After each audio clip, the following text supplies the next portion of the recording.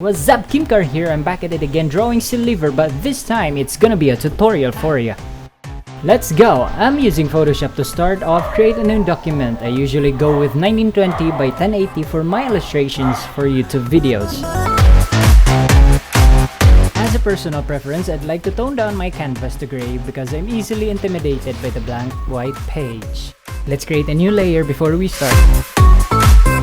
I went on a head search and prepared images for the subject I'd like to draw. You can search from multiple images to choose from over the internet, but careful not to copy exactly everything as it is plagiarism. Instead, use these only as references. Let's proceed to our first phase, the rough sketch. On this phase, I suggest to draw as loosely and as freely as you can. This is where you can search for your composition, the placement of your subject, and how you can position everything you're trying to draw. Using simple shapes, I made the basic construction of Selever's body, the placement of his head, hair, horns, and the position of his arms, and of course the wings. Once you're done, lower the opacity and then create a new layer on top of it. Now we're on to the second phase. This is the time we refine the lines, carefully making decisions and adding more details. From my previous Selever drawings, I can copy some details such as the design of his face, his hair, how he looks, what is he wearing, how is his wings shaped, and many more.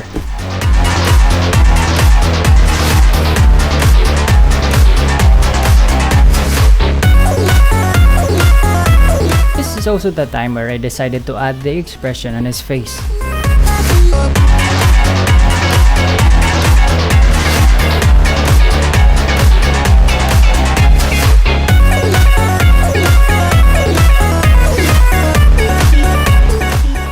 Here's what I realized as I was drawing this illustration.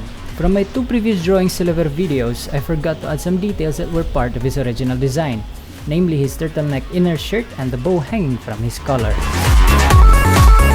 This is the reason why references are important as an illustrator. I used to draw everything on my own without references and took pride on it by claiming it was all drawing from my imagination. Surely that's nice, but the drawings, I realized they suck. For a couple of years now, I've been a freelance artist and illustrator, and one thing I learned from watching professional artists is that using references is vital to achieving great illustrations. In the future, I plan to make separate video tutorials that digs deeper into each of my steps on creating illustration. This is to further discuss what goes on my mind while drawing. If you're interested, consider subscribing. It will be a great help and support to the channel.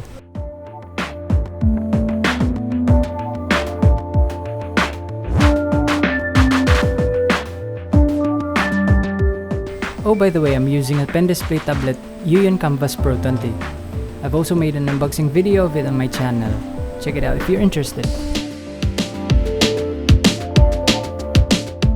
Once we are done with the line work, create another layer below it for this next part, the fun part. It's now time to add the colors. Here's how I do it. On the coloring layer, I fill out the drawing with a flat color. You can choose any color you want this time. What's important is to block the whole subject with color.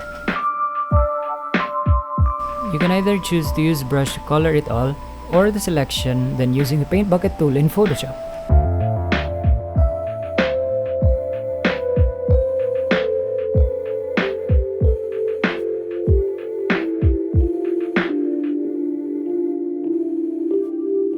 Now by using hue and saturation sliders, I can change the color to any color desired.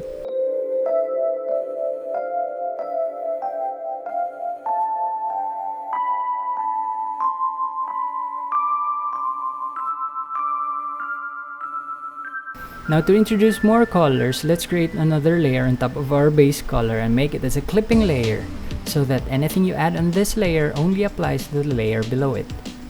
This means you can brush off of the silhouette, but will only have colors applied inside of the blocking of the character.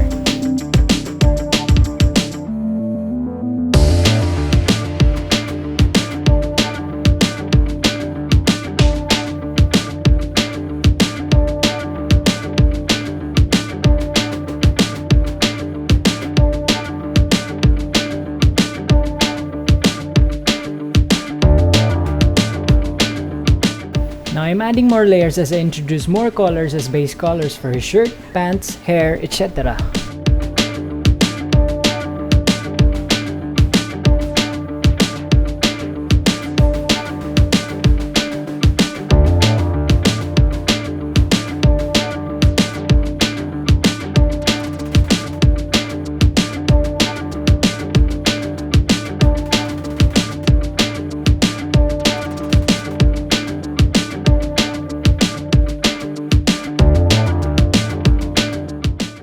call out everything with its corresponding colors before introducing lights and shadows. Once again, I will be creating more videos separating the topics on sketching, detailing or refining the lines, coloring, as well as discussing lights and shadows for better shading, as it is very hard to squeeze everything into one tutorial only.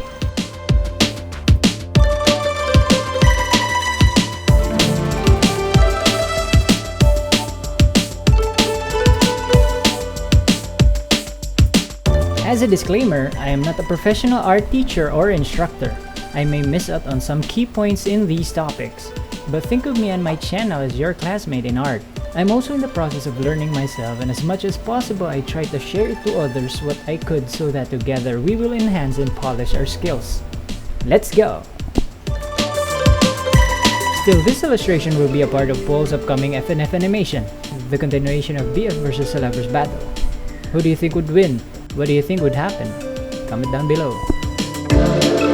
And hopefully you guys have learned a thing or two from this tutorial. Here's the artwork and I thank you for watching.